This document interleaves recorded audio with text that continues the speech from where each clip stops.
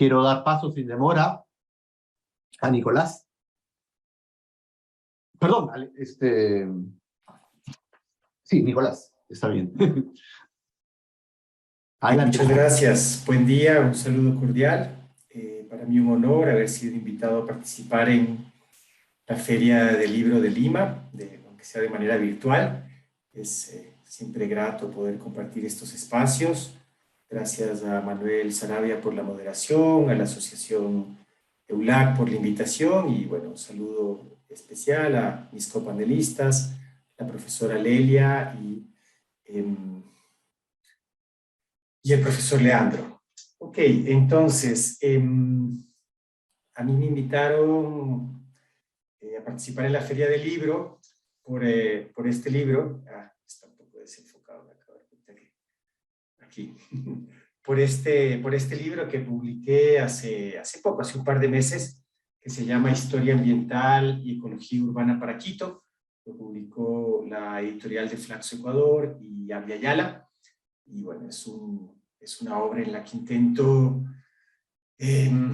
dar cuenta de la historia, de la relación entre actores humanos y no humanos en la ciudad, sobre todo desde el siglo XVI hasta nuestros días, y bueno, cuáles son esos procesos, esas pulsiones de vida que hacen que tengamos una ciudad más vivible, más habitable, más inclusiva, y cuáles son las de muerte, que en cambio nos traen espacios más contaminados, de mayor segregación, no solo de humanos, sino también de actores no humanos. Y bueno, en ese sentido, me invitaron a participar en este panel que se llama Enlazadas por los Derechos Humanos, pero bueno, yo me voy a enlazar por los derechos de la naturaleza en esta ocasión. Es decir, voy a tratar de hablar por esos otros actores que no siempre tienen una voz en estos foros. La idea que voy a tratar de comunicarles en ya me quedan solo 10 minutos, pero es la del derecho de la naturaleza a la ciudad y el derecho de los ciudadanos a disfrutar de esa naturaleza. Y para hablar de estos derechos de la naturaleza, tenemos que salir de algunas visiones antropocéntricas que tenemos del derecho. Digamos, quienes tienen derecho es algo que se ha discutido desde hace mucho tiempo. Quizás uno de los cambios más fundamentales que ha existido en la historia es cuando los seres humanos decidimos que el esclavismo no era una práctica adecuada, ¿no? Entonces creíamos que hay unas personas que tenían derechos sobre otras y derecho derecho sobre sus cuerpos, sobre sus pensamientos, sus acciones. En algún momento abolimos y expandimos esa comunidad, ¿no? Y dejamos de segregarnos por el color de nuestra piel o por el lugar de origen o no sé, por historias personales. Desde hace bastantes décadas también se está hablando, bueno, que podríamos expandir un poco más esa comunidad, ¿no? Que podríamos considerar que hay otros actores, en este caso los no humanos, que también podrían tener derechos.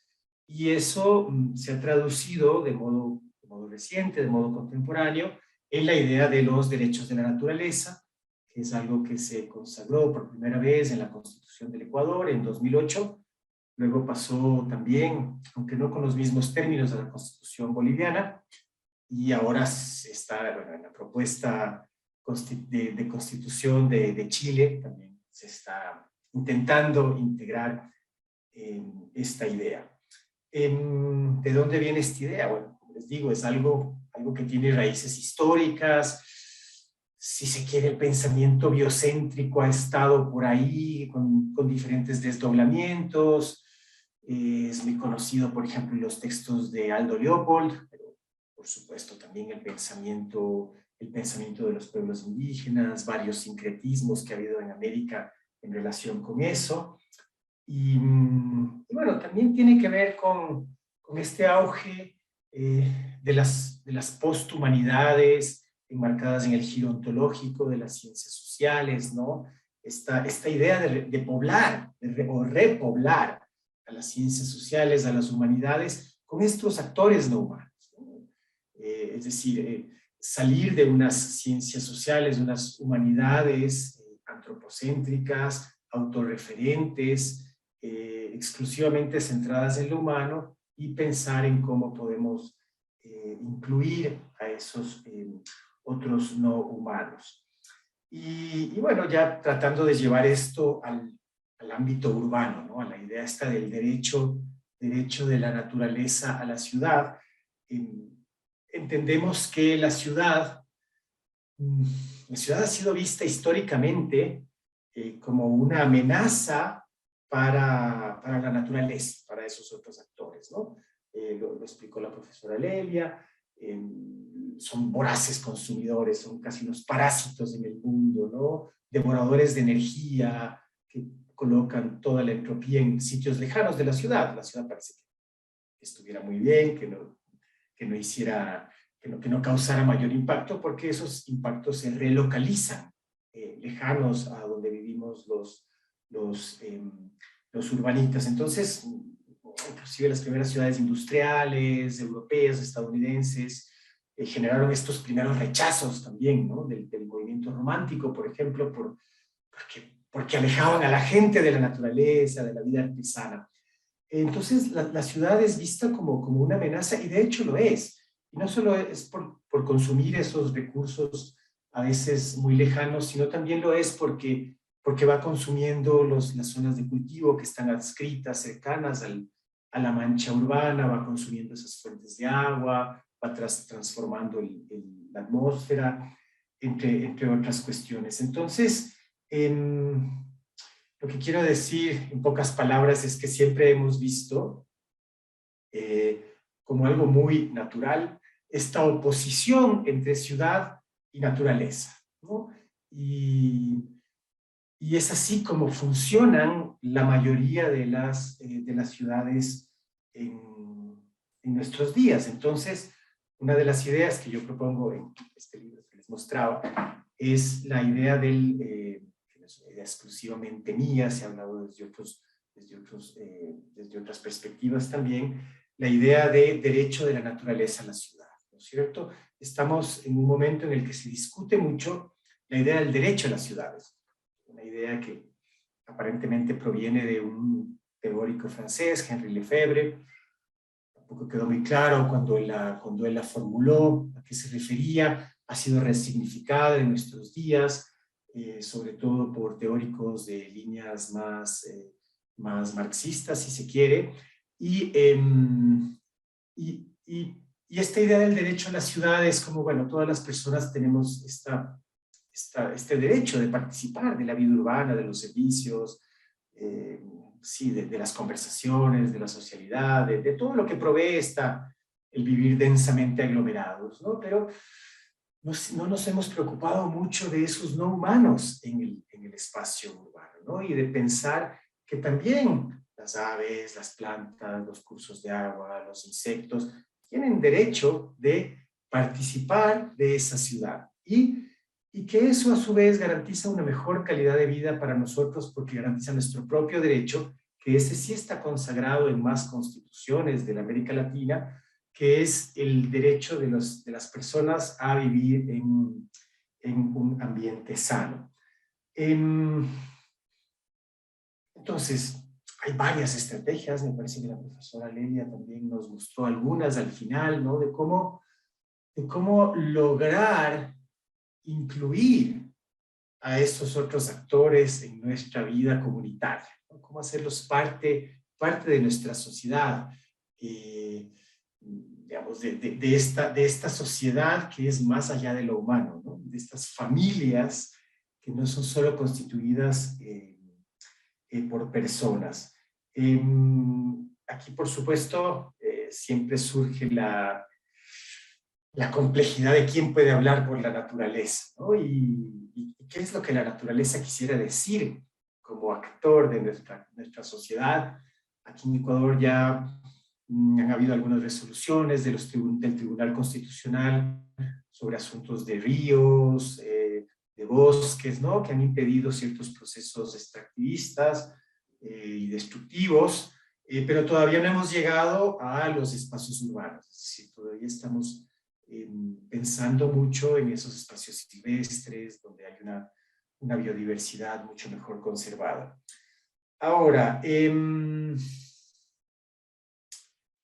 ok, ¿cómo hacemos entonces para construir estas ciudades? A ver, no quiero parecer aquí que estoy dando recetas o dando direcciones unívocas, porque las ciudades también son sistemas muy singulares, ¿no? Cada ciudad es muy especial, muy única y responde a procesos muy locales, ¿no? Es una de las cualidades que tienen las ciudades. Pero ¿cómo pasar a una ciudad biocéntrica, ¿no? ¿Cómo salir de esta ciudad antropocéntrica, de este pensamiento centrado en lo humano, hacia algo, hacia un espacio mucho más biocéntrico, que no implica quitar a los seres humanos, ¿no? El biocentrismo no es que borra a los seres humanos, simplemente nos coloca en una situación mucho más simétrica con esos otros no humanos, entendiendo que de esa simetría salimos todos más beneficiados, ¿no? Si alguien tiene dudas sobre eso, miren cómo estamos ahora por la asimetría que hay en nuestra relación con lo no humano, ¿no? Estamos con procesos de profundas transformaciones socioambientales que nos regresan de mala manera. El profesor Leandro habló, por ejemplo, del asunto de la COVID, ¿no? Esa mala relación con lo no humano como nos tiene. Entonces, bueno, hay varias y no me queda mucho tiempo, así que voy a decir unas poquitas, muy rápido. Una es desde nuestro lenguaje, ¿no? Desde cómo significamos a esa otredad, ¿no? Por ejemplo, hay algunos lenguajes como el de los servicios ambientales, que a veces nos toca usarlos porque están en los... Un momento más, ok. Bueno, porque están en los documentos de las agencias multilaterales, de la cooperación, pero si lo pensamos un poco más, cuando hablamos de la naturaleza que nos da servicios ambientales, estamos pensando en la naturaleza casi como nuestra criada, ¿no? Como nuestra sirvienta. Y eso es una visión profundamente antropocéntrica. Ahora, ¿nos sirve? Sí, nos sirve, porque a veces podemos confluir desde ese antropocentrismo con el biocentrismo y estaríamos, de todas formas, haciendo una coalición que se opone a, por ejemplo, lo que explicaba el profesor Leandro, ¿no? A esta forma de pensar que no le interesa la naturaleza ni desde una perspectiva antropocéntrica, ni desde una perspectiva biocéntrica, ¿no? Pero dentro de la intención de cambio también el pensar cómo modificar ese lenguaje puede ser importante. Por supuesto, necesitamos ciudades más planificadas. Tenemos procesos de segregación social, espacial muy grandes. Aquí en Quito, por ejemplo, es lo que trabajo en mi libro. Tenemos mucho tráfico de tierras, actores que en realidad no están interesados en el derecho a la ciudad, sino en su lucro personal, pero que usan estas ideas para justificar tomas de tierras, lotizaciones informales que casi no dejan ni un metro cuadrado para esos no humanos, ¿no? Ni para un árbol, ni para una planta, peor para animales. Tenemos que pensar en una ciudad más planificada, por lo tanto, planificada desde la gente, pero planificada desde esta perspectiva biocéntrica, es decir, que no solo sea para la gente, ¿no? Salir de esa desregulación, que es algo parecido a lo que explicaba el profesor Leandro sobre la Amazonía, ¿no? Salir de esa falta de cuidado hacia ese otro que es la naturaleza, que podría dejar de ser un otro y comenzar a ser un nuestro. Bien, nada más pensar en esta posibilidad de transformaciones profundas, ya que la Feria del Libro está siendo en Lima, recordar que las ciudades verdes, esas ciudades biocéntricas han existido en el pasado. Machu Picchu es una de esas ciudades, ¿no? La ciudad verde, agrícola, con un lindo manejo de las terrazas, del agua, Pachacuti, ¿no? Ese gran urbanista del pasado, ¿no? fue quien la pensó, igual que esa reforma tan bonita de Cusco. La sabiduría ambiental no es algo que estamos descubriendo ahora, es algo que ha existido. Estamos en algunos casos redescubriendo. Y bueno, redescubrir esa sabiduría ambiental implica, en más de un sentido, resituarnos, repensarnos, resignificarnos y resignificar a ese otro, ¿no? A ese otro actor o esos otros actores no humanos. Eso, bueno, muchas gracias por su atención.